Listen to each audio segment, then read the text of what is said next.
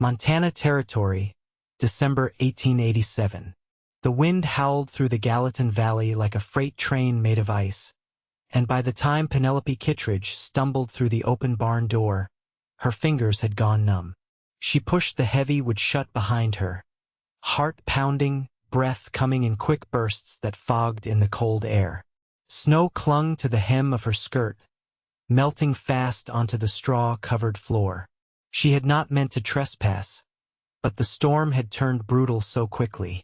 Her mare had gone lame 2 miles back, and walking through knee-high snow left her soaked to the bone. She had seen the flicker of a lantern from the farmhouse across the yard, but the barn was closer, warmer, safer. She sagged against the wall, brushing straw off a stack of feed sacks, too tired to think about anything but the cold working its way into her bones. Then the door creaked open behind her. A man stepped inside, tall, shoulders wide beneath a heavy wool coat dusted with snow. His dark blonde hair curled damply at the collar, and a rifle hung from his shoulder. His gaze locked on her, sharp but not cruel. "You lost?" he asked, voice low and even. Penelope straightened, her heart thudding harder. I am sorry. The storm, I did not know where else to go."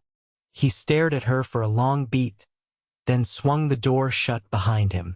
"You from town?" "No, just passing through." She hesitated. "On my way to Butte.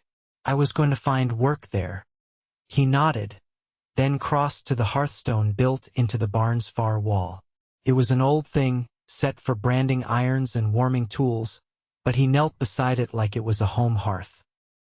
After a few minutes of silence and flint strikes, a fire sparked to life, sending soft orange light over the wood beams. "I am Silas Fletcher," he said finally.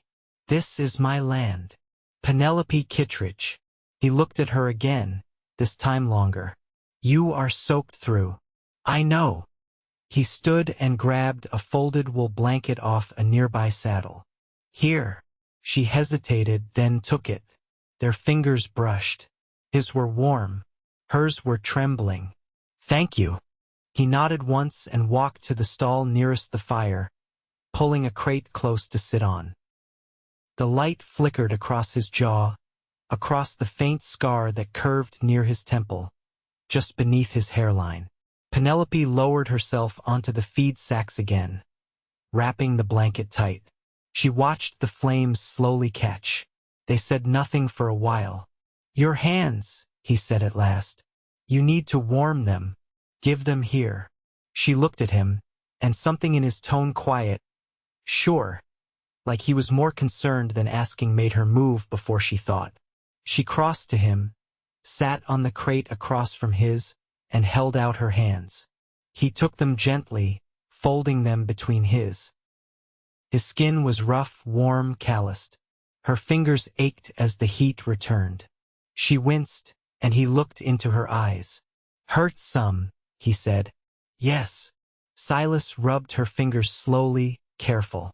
"You should not be out alone in a storm like this." "I had no choice," she said, voice quieter now. "I left what I had behind. My father died in October. There was no one left in Kansas." He nodded like he understood more than she had said. "I worked for a family in Bozeman for a while," she added. "But the wife decided she did not want another woman in the house. She said her husband looked at me too often." She looked down. "I never gave him reason. You do not need to explain to me." Penelope blinked, then looked up. He met her gaze. "I believe you." The wind howled again outside, but inside the fire was soft and steady. She let him keep her hands a moment longer. "You live here alone?" she asked. Silas let go of her hands and leaned back slightly, nodding. "Since last spring. My father passed the year before, left me the land. I work it best I can." "I am sorry." He shrugged like he had accepted it long ago. "Was not close with him." He drank. "I left to join the cavalry when I was 17. Came back after the war." Penelope's eyes softened. You were in the army? 3rd Cavalry, New Mexico, Arizona. He looked at the fire. Saw things I do not talk much about. She nodded. I understand. They sat in silence again. The fire popped. Snow tapped against the barn roof. Outside, the wind started to die. Penelope shifted closer to the flames. You can stay the night, Silas said quietly. I will not send you back out in that. Thank you, she said. That is kind. He stood, walked to a loft ladder, and climbed halfway up. There is clean hay up here. Dry blankets. I will stay in the house. She stood too, hesitating. You do not have to give up your barn. I can sleep near the fire. He paused, then shook his head. You need rest. I will be fine. Penelope climbed up slowly, the blanket still wrapped around her. The loft smelled of warm wood and dry hay. She found a thick quilt folded against the corner and curled beneath it. Below, she heard Silas add more wood to the fire, heard his boots cross the straw floor. Then the barn door opened, shut again. She listened to the wind hush. She lay there in the dark, eyes open, heart still. There had been something in his hands gentle, careful, and something in his voice. Not loneliness exactly, but a stillness that matched her own. And for the first time in weeks, she slept. In the morning, light spilled pale through the gaps in the wood slats. Penelope woke to the smell of coffee. She climbed down, hair mussed, dress wrinkled, and saw Silas pouring coffee from a battered tin pot into 2 mugs. A kettle steamed over the fire. He handed her one. There is bread and eggs in the house, if you want breakfast. She took the mug, fingers brushing again. Thank you. He nodded. I can take a look at your mare. Maybe get her walking again. She is a good horse, Penelope said. I would not have made it this far without her. You can stay here, he said after a beat, until the weather clears. Or longer. She looked up. I could use help around the place, he added. If you are looking for work. Penelope held the mug close to her chest. Her cheeks flushed from more than the fire. I would like that, she said. Silas met her eyes. Good. And in that quiet, shared space between firelight and fresh snow, the world shifted. Not loud, not fast, but steady and warm. He lit the fire, and in doing so, discovered his heart was missing her already. The snow eased by noon, leaving behind a landscape blanketed in white so pure it made the sky seem bluer. Silas led the limping mare from the lean to beside the barn, his gloved hand steady on the reins. Penelope walked beside him, her skirts lifted slightly above the crusted snow, revealing boots soaked through but holding firm. She favors the left foreleg, he said, crouching once they reached a patch of bare earth he'd shoveled near the corral. Stone bruise, most likely. I'll soak her hoof in warm mash tonight. Penelope nodded, resting her hand at the mare's neck. She went lame all at once. One moment she was trotting strong. Sharp gravel under snow will do it. She'll be right after a few days of rest. Penelope watched him tie the reins gently, his movements sure. You've always worked with horses? Since I was a boy. My uncle raised Morgans up near the Musselshell. Taught me how to read a horse before I could read a book. She smiled faintly, brushing snow from the mare's mane. I never had much time for animals. My mother thought them messy. What did your mother like then? Order. Starched curtains, quiet halls, a proper table setting. She was from Virginia. Thought the West was a place for men to grow uncivilized. You don't seem uncivilized to me, he said. Penelope glanced sideways, not smiling but something close to it flickered in her eyes. I suppose I've given up on pleasing her ghost. Silas said nothing, but he didn't look away from her. They fed the animals in silence, then returned to the house. The wind had settled into stillness, and the air hummed with that strange peace that comes only after a storm. Inside, the fire in the hearth cast long shadows along the plank floor. Silas laid another log across the coals and gestured to the table. "Sit. I'll make something warm." She lowered herself into the chair nearest the window, her hands resting in her lap. The room was plain but well-kept, shelves lined with tins and jars, a narrow cupboard with a cracked porcelain wash basin, a rifle leaning against the wall near the door. Silas cracked eggs into the skillet, added chopped onion and meat from a tin, then set coffee to boil again. "Do you ever get visitors out here?" Penelope asked, watching the steam curl upward. "Not often. The post rider comes once a month. Sometimes a neighbor rides through if fence breaks or something wanders loose." "Don't you get lonely?" He stirred the food. "Some days, but I've had enough of noise. This land's got its own way of speaking." She looked at the frost edging the window glass. "I think I'm only now beginning to hear it." Silas brought the pan over and divided the food between two plates. They ate without hurry, the quiet between them not awkward but open, like a field waiting to be planted. Afterward, he pulled on his coat again and reached for the axe near the door. "I need to bring in more wood before dusk. You can rest if you want." "I'll come," she said, already rising. They worked side by side below the tree line, hauling a sled load of split logs from the pile he'd cut earlier in the season. Her hands were red with cold, but she didn't complain. When the sled stuck in the snow, he pushed from behind while she tugged the rope, both of them breathless with effort. "You're stronger than you look," he said when they reached the porch. "I had to be." She passed him the last log. "After my father passed, there wasn't anyone else to lift what needed lifting." He nodded and stacked the last of the wood by the door. When the sun dipped below the far ridge, they lit the lamps and settled again by the fire. She sewed a patch onto her skirt's hem with a needle from her bundle, and he mended a broken strap from his saddle. The quiet stretched long, broken only by the ticking of the mantel clock and the occasional snap of the fire. "Why Butte?" he asked without looking up. "I heard there was work for a woman who could read and write. Bookkeeping. Or teaching, maybe." She tied off her thread. "But I wasn't sure where I'd end up. I just knew I had to leave." Silas leaned back in his chair, resting the strap across his knee. "You don't talk like someone who's lost hope." "I haven't," she said. "I've just stopped pretending it comes easy." He looked at her then, really looked. "You're welcome to stay through the thaw," he said. She set her sewing aside.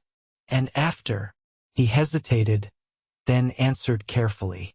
"That depends on what you want." Penelope didn't reply right away.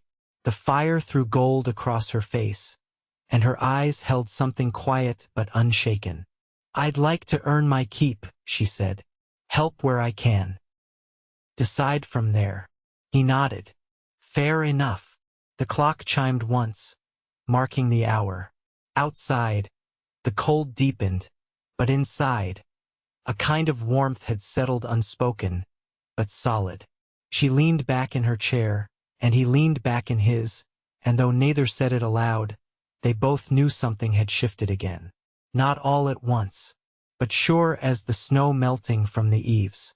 By the third morning, sunlight stretched across the valley in long, low beams that caught on the snow like fire glass. The sky had cleared overnight, and frost rimmed the cabin windows, delicate and sharp-edged.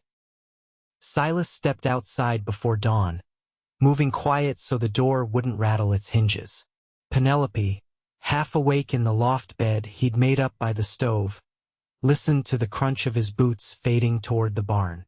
She dressed slowly, hands stiff from sleep, and found the basin full from snowmelt he'd brought in the night before. The water held the bite of ice, but she used it anyway, scrubbing her face and neck, braiding her hair with care. She wore the only other dress she had, a plain pine green wool, mended at the waist and sleeves. She didn't fuss with it, but she noticed the way it caught the firelight when she moved. By the time she stepped outside, Silas had already cleared a path around the house, the shovel resting against the porch rail. He stood near the fence, feeding the mare from a canvas sack. His coat collar was turned up against the cold, but he'd left his gloves off, bare hands moving steady over the grain. Penelope walked to him, her boots sinking through the crusted snow. "Morning." He turned, brushing oat husks from his palm. She took water, stood better on that leg. "It's healing." "That's good." For a while, they watched the mare chew, her breath rising in soft plumes. Then Silas motioned toward the ridge beyond the tree line. "You ever seen the river from up there?" "No. There's a ridge trail, short climb, not steep. You can see the valley clear from the top. Worth the walk." She hesitated. "Don't you have chores to finish?" He looked at her, eyes steady. "They'll wait." They left together, the trail narrow and shaded, snow crunching beneath their steps. Sunlight caught in the trees, turning the needles pale gold. Neither spoke for some time. The air was sharp, but their pace kept them warm. "Did you ever think about leaving this place?" Penelope asked as they reached a break in the trees. "Once," he said, "when I first came back from the war, traveled west to Oregon. Thought I might start fresh. But I didn't know how to be a stranger any longer." She looked at him. "And now?" He glanced at the horizon. "Now I've made peace with quiet." They reached the ridge crest just as the sun climbed fully over the hills. The river below shone like a silver ribbon, winding through bare cottonwoods and winter grass. Far off, a hawk circled. Penelope stood still, breath-catching. "It's beautiful." He watched her more than the view. She turned toward him. "You said once that the land speaks its own language." "I did. I think I'm starting to understand it." They stood side by side, the wind tugging gently at their coats. She didn't move away when their shoulders touched. On the way back down, she asked, "Did you ever think about marrying?" Silas took longer to answer. "I did. Once. Years ago." "What happened?" "She married someone else while I was stationed near Fort Craig. I don't blame her. I wasn't much more than a letter every few months." Penelope nodded without looking at him. "It's hard to wait for someone who's always somewhere else." "It is." She didn't ask more, and he didn't offer it. But something in the silence between them filled with understanding. That afternoon, she helped him oil the tack, sitting beside him in the barn while the wind picked up again outside. She handled the work like someone used to making do, careful, deliberate, without complaint. At one point, she leaned over to inspect a worn strap, her hair falling forward. Silas reached to tuck it behind her ear, but stopped short. She didn't miss the motion. "What is it?" He met her eyes. "Didn't mean to cross a line." "You didn't." She straightened. "I just wasn't expecting it." He nodded, looking down at his hands. "I reckon I don't do much right by manners." "Not anymore." "You do plenty right," she said. He looked up. "You listen," she said simply. "Most men don't." That evening, she returned to the house ahead of him, carrying the bucket of ash from the stove. He came in after, shaking snow from his coat, and the air was thick with the smell of wood smoke and something baking. She'd found flour and salt and worked up a batch of biscuits, now rising in a skillet near the heat. "You didn't have to do that," he said. "I wanted to." He set his gloves down, watching her brush flour from her hands. "I'm not used to someone being here. I'm not used to being somewhere I might stay." Silas stepped closer, slow. "Would you?" She turned toward him. "I might." Something in his chest pulled tight, then loosened again. "I don't want to hurry this," he said, "but I'd be glad if you did." She didn't answer at first, just reached out and touched his hand. "I think I'd be glad too." He closed his fingers around hers, careful as ever.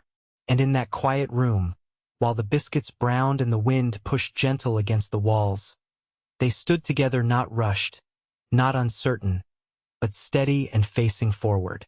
The thaw came slow, in fits. By the end of the week, the snow softened underfoot and ran in thin rivulets down the slope behind the barn, pooling dark in the low places. Ice slid from the roof in heavy sheets, crashing to the ground like distant thunder. Silas kept to his work, but his eyes lingered more often on the house now, on the porch rail where Penelope sometimes stood with her hands clasped, watching the sky like it might tell her something she needed to know. On the 8th morning, she found him in the root cellar, crouched over a broken crate of potatoes gone soft with rot. He didn't hear her come down the wooden steps, but when she spoke, he didn't startle. "You don't have to save the bad ones." He looked over his shoulder, then straightened. "I hate waste." She knelt beside him, brushing her skirts out of the dirt. "If you cut away the soft parts, you'll still get something from them." He passed her a knife. "Try that one." They worked in silence, blades dull against the flesh, until she said, "I used to hate this kind of thing. My mother said the root cellar was no place for a girl with clean hands." "She say that often?" "Every time I came near it." She sliced through a potato with more force than needed. "I think she was afraid I'd like it." Silas set aside a trimmed one. "And did you?" "I liked the quiet. The smell of earth. The way things waited down here without needing anything." He nodded once, not looking at her. "Some things grow better in the dark." She didn't answer, but her hands slowed, the knife moving careful now. That afternoon, he hitched the sled and took it into the woods. She followed with a hand axe slung over her shoulder, while scarf tied tight at her chin. They walked without speaking, stepping around fallen branches and half-frozen puddles. The pine needles underfoot gave a soft hush to their movements. When they reached the clearing, Silas pointed to a stand of younger trees. "Those'll burn clean. We'll fell 2 and leave the rest." Penelope tested the weight of the axe. "You ever think about building something more? A bigger house, maybe?" "Used to," he said, setting the blade to bark. "Had plans once. Drew them out on old feed sacks. Never got past the porch." She drove her axe into the trunk, breath rising in quick clouds. "Why stop? Didn't seem like it mattered with no one to fill it." She didn't look at him, just swung again. "Maybe it does now." They cut until their arms ached and their boots were soaked through. The trees fell clean, and they limbed them together, loading the sled with quiet efficiency. As they walked back, Penelope paused near the gulch where the snowmelt had gathered into a shallow stream. "There's a kind of peace in doing this," she said, crouching to touch the water. "Not just surviving, contributing." Silas adjusted the sled rope across his shoulder. "You've done more than contribute." She stood, brushing her hands on her skirt. "I've been thinking about the spring. About what comes next." He didn't move, but his jaw shifted. "And I don't want to leave." The words hung in the air, plain and unadorned. He looked at her then, not cautious like before, but sure. "I don't want you to." They stood like that, the sled between them, boots half sunk in the wet snow, until she reached for the rope and took the other end. That night, she cooked turnips with salt pork, and neither of them mentioned the future again, but everything about the way they moved said it was already being built. Later, as the wind picked up and the shutters rattled faintly against the logs, Silas stood by the hearth, his back to the flames. Penelope sat at the table, mending a tear in one of his shirts. "I've been meaning to ask," he said. "What made you head west instead of back east?" She didn't look up from the stitching. "I didn't want to be someone's burden. Out here, I figured I'd be judged by what I could do, not where I came from." He folded his arms. "You've got a sharp eye, and a steady hand." She smiled, just a little. "You noticing now?" Not just now. When she finished the last stitch, she stood and handed him the shirt. Their fingers lingered longer than needed. He set it on the chair behind him, then looked at her. You've made this place feel like more than walls and weather. She stepped closer. And you've made me feel like I belong. He didn't touch her, not yet, but the distance between them vanished all the same. Penelope reached up, her voice low. If I stay, I don't want it to be as a guest. His voice was rougher than usual. Then stay as something more. She leaned into him, her brow resting lightly against his chest, and he wrapped his arms around her, slow and certain. Outside, wind swept down from the ridgeline, but inside, the fire held steady, and so did they. The first true signs of spring arrived quietly. Thin shoots of green pushed through the thawing ground behind the house, and the cottonwoods near the creek began to bud, their branches softening at the tips. The earth smelled different, richer, as if it were waking from a long silence. Penelope stood barefoot at the edge of the garden plot one morning, dress pinned up at the sides, her toes sunk into the cool soil. Silas watched her from the porch, one boot braced on the railing, the toe of the other tapping absently against the plank. He'd repaired the upper fence that morning, replaced 2 cracked rails and reset a leaning post, and still, he found himself drawn back to the house sooner than he'd planned. "You sure you want to start the planting this early?" he asked. She glanced over her shoulder. "The ground's ready. If I wait, the season'll get ahead of me." He came down the steps, wiping his hands with a rag. "What are you thinking to grow?" "Beans, carrots, maybe cabbage, if I can keep the deer off it." He smiled at that but said nothing else. He fetched the spade from the shed as she rolled up her sleeves and knelt to mark rows with a length of string tied between 2 stakes. They worked side by side, the only sound the soft cut of soil and the hush of wind through dry grass. When the rows were marked and the first seeds tucked into the earth, Penelope sat back on her heels and looked toward the mountains. "It's strange how this place already feels like it's mine too." "It is," Silas said, setting the spade aside. "Whatever you want to build here, we do it together."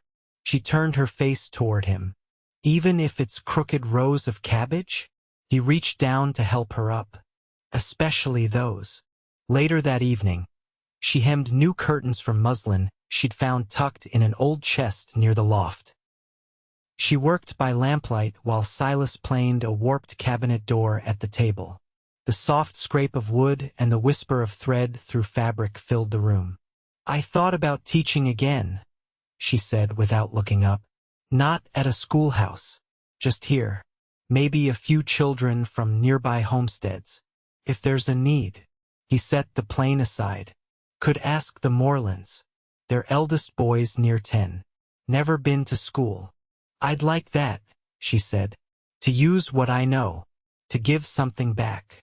Silas nodded, resting his forearms on the table. "You ever miss the places you've left?" "Sometimes," she said. "But not the people in them. Not anymore." He reached across the table and took her hand, his thumb brushing the inside of her wrist. "You've given me more than I ever asked for." She looked up at him, eyes clear. "And you've given me a place I don't want to leave." That night, they sat on the porch as dusk settled, the sky streaked lavender and rose.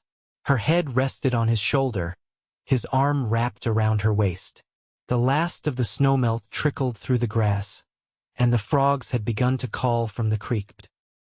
"There's peace here," she said softly. "There's you," he answered. She tilted her face toward his, and he kissed her slow, certain, not rushed, the kind of kiss that felt like a vow. They married in early May, under the cottonwoods by the creek. It wasn't a grand affair, just them, and the Morlands as witnesses. Penelope wore a dress she'd sewn herself, pale blue with a lace collar. Silas wore his Sunday coat and a clean shirt she'd mended with care. When the vows were done, and the sun hung low behind them, He lifted her hand to his lips and pressed a kiss to her knuckles. They shared bread, stew, and a jar of blackberry preserves from the cellar. That night, they danced slow and barefoot on the porch, the boards warm from the day's sun. The garden grew strong that summer. The beans climbed high, and the carrots came in straight. Penelope taught reading to 3 children from neighboring farms. Her students gathered on stumps beneath the cottonwoods, books balanced on their laps. Silas built her a bench with a straight back and carved her initials into the underside, where no one else would see. In the evenings, they tended the animals together, or read by firelight, or simply sat and listened to the wind move through the trees. The stillness between them had changed, not empty, but full, content. By autumn, they'd added a second room to the house, just past the kitchen. Silas built it with his own hands, and when it was done, Penelope filled it with shelves and quilts and the scent of lavender she kept in a small linen bag tucked into the windowsill. That winter, they watched snow fall from inside their warm walls, fingers twined, boots side by side near the hearth. When storms came, they met them together. When the roof leaked, they patched it. When the rooster died, they laughed and roasted it for supper. Years passed quiet and steady. The house aged with them, its walls holding every shared silence, every breath of laughter, every quiet word spoken by fire or field. They grew old not apart but rooted in the land, in each other. And when the wind moved through the valley, it carried with it the sound of a life well built, a love that had taken its time and held fast through every season.